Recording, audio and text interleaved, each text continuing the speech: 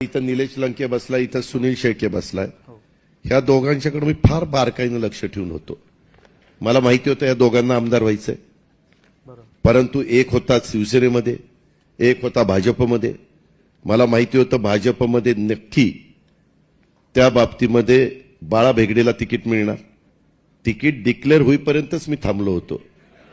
Ticket declare झालं, सुनील शेळके राष्ट्रवादीमध्ये पोहोचायच्या आत मी डिक्लेअर करून टाकलं, मावळचा उमेदवार राष्ट्रवादीचा सुनील शेळके. तशा पद्धतीनं आम्ही साहेबांचं बघितलं, साहेबांच्या आधी चव्हाण साहेबांचं बघितलं. माणसं हेरायची असतात, कुठं त्या ठिकाणी हिरे आहेत ते त्या ठिकाणी बघायचे असतात. कधी कधी काहींचं हिरे बघता बघता ती गारगोटीच लागती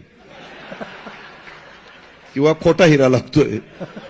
तर त्या निवडणाऱ्याला कळलं पाहिजे खोटा हिरा कुठला आणि खरा हिरा कुठला. त्याच्यामुळे निलेश लंके आम्हाला मिळाला. असं पुढं पण